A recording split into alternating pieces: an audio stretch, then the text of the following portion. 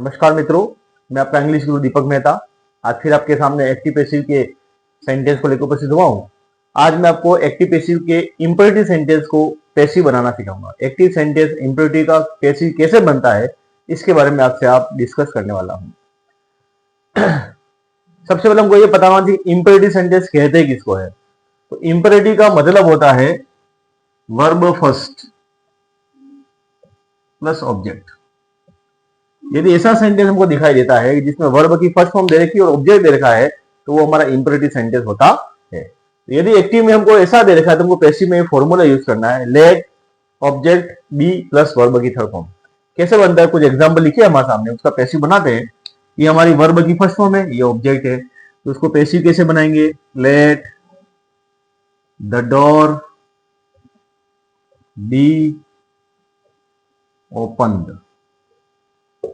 इस तरह से उसका पैसिव बनेगा। उसी तरह से ये हमारी वर्ब है, ये हमारा ऑब्जेक्ट है, तो let a letter be written. Put the ball, ये हमारी वर्ब, ये हमारा ऑब्जेक्ट, तो let the ball be put on the table. अब पुट की थर्ड फॉर्म भी पुट ही होती, put put put. Cook food, तो लेट फूड बी कुक्ड। और do it, let it be done. इस तरह से हमारे पैसिव बनेगा।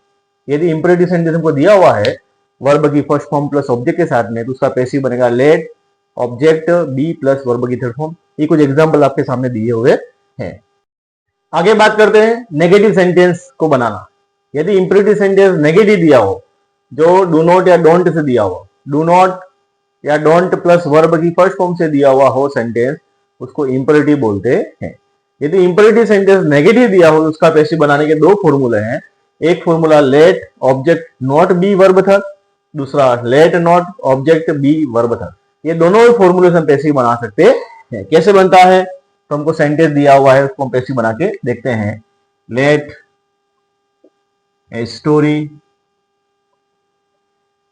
नॉट बी रिटन, या let not a story be written. दोनों ही तरीके हैं इस सेंटेंस को बनाने के। उसी तरह से ये जो सेंटेंस दिया हुआ है, तो let me not be disturb, या let not me be disturb.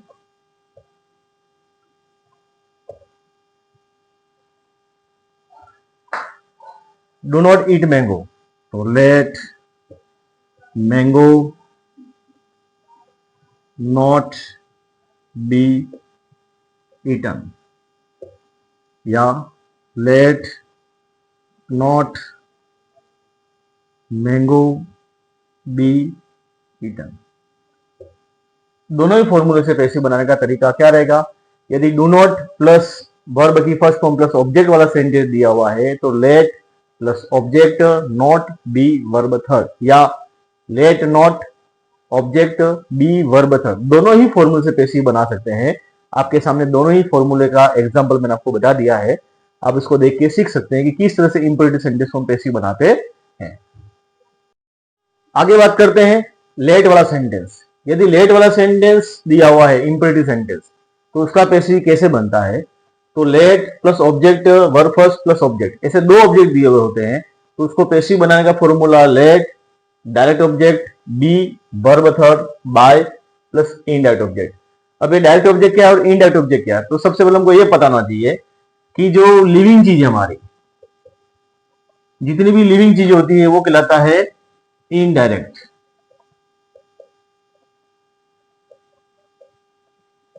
और जितनी भी नॉन लिविंग है वो कहलाएगा डायरेक्ट ऑब्जेक्ट। मतलब सजीव और निर्जीव।